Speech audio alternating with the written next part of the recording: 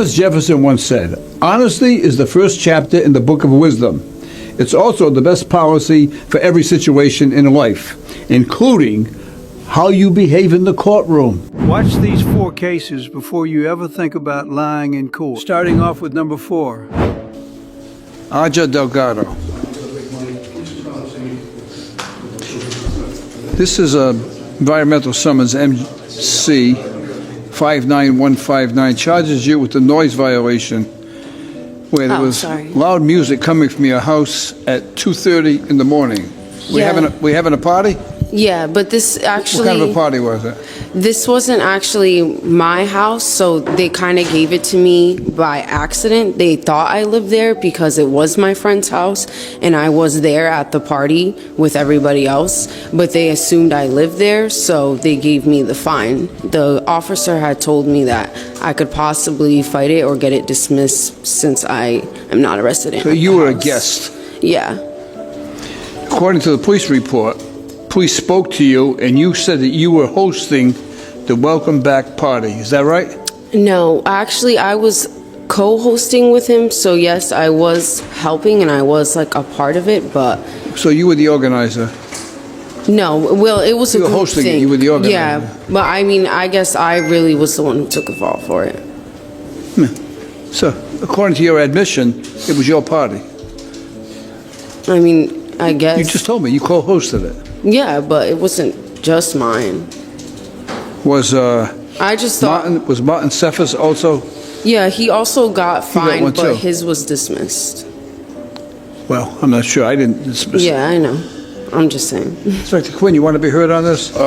Your Honor, based on the statements in the report, well, she was a little disingenuous when she first came out. If you had just been honest when you first came out and said, you know, you try to pull the technical defense. Well, is that my apartment? I don't live there. No. You could have easily said, I co-hosted the party, and I told the police that, and that's why I'm here.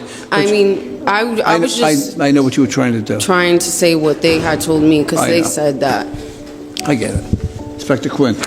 Your Honor, based on the report, it'd be $100 or she can have a trial. You would have got a much better disposition if you had been honest from the beginning. Inspector Quinn made a recommendation, $100 fine or come back and have a trial. I mean, might have sat down for trial. Good luck. Number 3. Good morning, sir. How are you? Okay, you were charged with speeding on Canal Street and Park Row. And you missed your court date, and the reason you gave for missing the court date was that there was a misconception on the appointed date, and that's why you didn't appear at the hearing. What was the misconception? I looked at the It appears pretty clear to me that I'm looking at the summons. It says you were supposed to be here on 12/5. You didn't come. What was at 8 o'clock in the morning? So what was the misconception? I had looked at the ticket several weeks before and had just set in my mind that it was the 8th, not the 5th. Oh, it was a memory loss. Correct. Memory loss. Correct. Secondly, you certify you have a valid defense to the charges, and you state that your defense is as follows. The defendant, I guess that's you. You wrote this, didn't you? Did you write this? Mm-hmm. Has never been in trouble with the law and would like to ask for leniency because... Thomas Jefferson once said, "Honesty is the first chapter in the book of wisdom." And Aya Delgado's case shows exactly why. She was charged with a late-night noise violation for loud music coming from her friend's house at 2:30 a.m. Initially, she claimed the party wasn't hers and that she was only a guest. But as the judge presses her, she admits she co-hosted the party, effectively taking partial responsibility. Inspector Quinn points out that if she had been upfront from the start, she could have avoided the back and forth and possibly gotten the fine reduced automatically.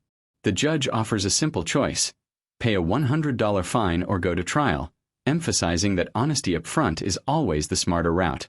This case demonstrates of the price of something. Insurance.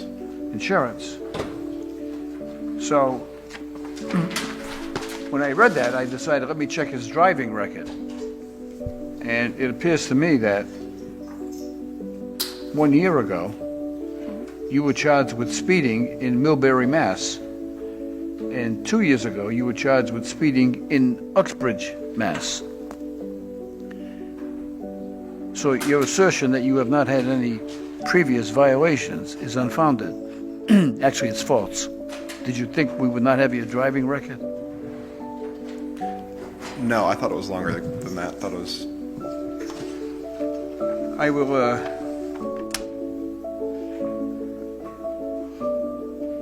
on the default, you were charged $95, $96, and $35 court cost. I will vacate the default and find you $96. I will waive the court cost. It will cost you $96. Okay. Good luck. Number 2, Carrie Hopkins. It's like it knows. Get close to the mic, Carrie. You want the mic up or down? It's good. It's good? I think so. Can you hear me? I think I can hear me. You're charged with parking during an emergency. What do you want to tell me about this? Well, Your Honor, I heard we were going to get snow. I parked at my friend's house. Where'd you hear that? Who told you? There was word of mouth. Who's informing Inspector Quinn? I heard my parents said we're going to get snow later as my stepfather. Oh, your parents. It wasn't the meteorologist, was it? It was your parents. Correct. Okay. Right. So I wasn't. A man charged with speeding appears in court after missing his hearing, claiming he misremembered the appointed date. He insists it was a simple misunderstanding, but the judge pulls out the summons and points out the correct date and time. When the man tries to explain it as a memory lapse, the judge carefully cross-checks his driving record, revealing prior speeding violations in Millbury and Oxbridge. The driver had also claimed he had no previous offenses, which turns out to be false. Confronted with the facts, he reluctantly admits the discrepancies. The court vacates the default but fines him $96, waiving court costs.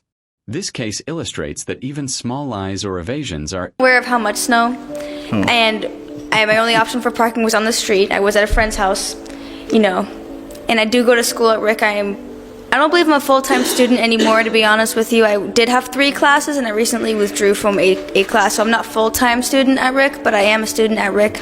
And I was told when I got my car back from the towing company that if I went to court, presented myself, and said, hey, I'm a student, and I'm poor, and I'm sorry. Wait a minute. All right, Inspector Quinn. Right. This is. What was the name of that tow yard? Wait. What's the name of the tow company? There you go. They were on Thurbers. All right. It's Durbers Avenue Tow Company, whatever the name is, right? Yes. They charged you the full amount for the tow, right? Yes, sir. They didn't give you a penny off, not 1 penny, right? No, Your Honor. You paid the whole thing. Yes, sir. And then the big shot of the tow company says, listen, you're paying us the full amount, but go to the court and talk to the judge. He'll give you a break. To be honest, Your So, Honor, Carrie, did you think of this? Did you think of saying, what do you mean go ask the judge for a break? Why don't you give me a break? Not that I'm asking for a break. What are you but I asking figured for? I'd take my chances because I can't, honestly, Your Honor, I can pay it. That's just twice you mentioned honesty. Now, the more you mention honesty, the more suspicious I'm Oh, getting. yeah, it doesn't look good, does it? All right, Carrie, what else you want to tell me? You got to keep thinking of stuff that's going to help you. Can you think of anything else? No. Honestly, I can't. We did get a lot of snow, Your Honor. It was declared a state Well, I of figured emergency now- before we got snow. I figured now that you dropped that one course at Rhode Island College, you must have a lot of extra money to pay for the ticket, Exactly. right? Actually, I can't get refunded for the course because I already paid tuition. All right, Carrie, let me tell you how I feel about it. You paid enough money for the tow. I'm not going to charge you anything for the ticket. Thank you so much. I appreciate it. All right, good. Honestly, Honestly now. good luck. Thank you, sir. All right, bye. and finally, number 1. Carrie Hopkins is charged with parking during a snow emergency. She explained she parked at her friend's house after hearing snow was coming, not from official sources, but from her parents. The judge digs deeper, asking how she could have known or prepared for the snow, and Carrie admits she wasn't fully aware of the rules. She also mentions she's a student at Rhode Island College, with financial constraints, explaining why she couldn't pay the full towing fee immediately. The tow company had suggested she come to court and plead her case. After reviewing her circumstances, the judge decides she has already paid enough and dismisses the ticket, showing that honesty, context, and transparency can... Morning, Your Honor. Good morning. Your name, sir? Jerome Musco, Jr. And what is your function here today? I'm here on behalf of Mr. Holder. I'm his counselor at Thrive Behavioral Health, Housing First, next door. I provided a letter for the court, if I may. He has a parking ticket on Fulton Street. Were you with him the last time he was in court? I was not, Your Honor. It was a different counselor. Oh, I see. Okay. You want to show me the letter? Sure. Show it to Inspector Quinn.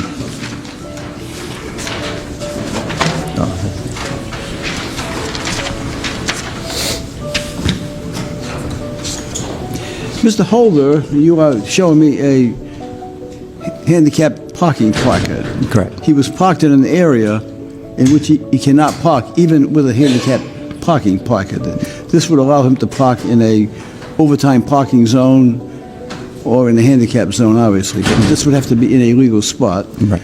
In the correspondence that you are sending to me, it appears that the one sentence that strikes me is that, I'm quoting the letter, it seems tickets have become part of Mr. Holder's chronic behavior. Mr. Holder believes he is being targeted by police and therefore receiving tickets. Martin Luther King Day tickets for the last 10 years. Every holiday on Martin Luther King Day, I get a ticket. Your Honor, that's what we are working on with him. Maybe it's because, Mr. Holder, maybe it's because you park in areas where you are not supposed to park. Every year on Martin Luther King's Day, I get a ticket. And why do you think that is? Why I think that? Yes. Because I'm all about equal rights.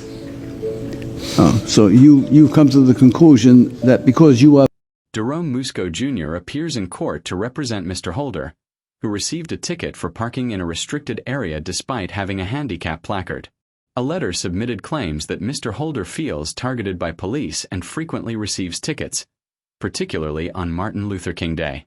Mr. Holder insists he's all about equal rights and refuses to admit wrongdoing, even denying previous misbehavior when confronted by the judge. The judge reminds him that leniency had been extended before, but Mr. Holder allegedly responded with disrespect, claiming the prior leniency wasn't deserved. He refuses to apologize, demonstrating that dishonesty, defiance, or blaming others rarely works in court. For equal rights, That's right. I'm all about the truth. I'm in a courtroom with lies. All my courtroom trials are lies. Well, let me tell you a truth. I want to tell you a truth. I'm all about the truth. I'm going to tell you That's the why truth. I'm here. I want you to be quiet for a minute because I'm going to tell you the truth. Okay. Right? See, the last time you were here, right, I heard the same story, and I gave you a break. I gave you a break, and I dismissed your ticket. And I'm not even sure that it was warranted for me to dismiss it, but I gave you a break. And then you walked out of the courtroom, and just as you walked out at the back door, you turned around and gave me the finger. That's a lie. I know it's a lie. That's a lie. I'm all about the truth. That's a lie. I would never do that. What do you want to say on his behalf? Your Honor, I'm going to, like I said in the letter, I've just started working with them. I'm going to continue working with them in this matter and others. And I ask the court to be lenient. Well, we've been lenient with him in the past. I know, Your Honor. That's all I can do on his behalf. What do you want to say? I'm 63 years of age, and I'm tired of the lies. Do you know what I want from you? I want an apology. Saying what? I want an apology for your conduct as you were walking out of the courtroom. I didn't do it. You're not going to apologize. I did not do anything like that. Matter is set down for trial. You're coming back. Whatever. Thank you.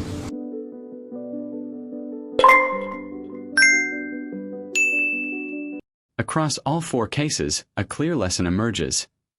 Honesty is always the best policy in court. From Aya Delgado's late-night noise violation to the speeding driver's missed hearing, Carrie Hopkins' snow emergency, and Mr. Holder's repeated parking disputes, judges repeatedly stress the importance of being truthful. Transparency, admitting mistakes, and straightforward explanations often lead to leniency, fines being reduced, or tickets dismissed entirely. Conversely, evasions, half-truths, or outright lies escalate legal trouble, making situations worse for defendants. These cases serve as cautionary tales for anyone in a courtroom. Honesty not only reflects character but also often protects you from unnecessary penalties and ensures a smoother resolution.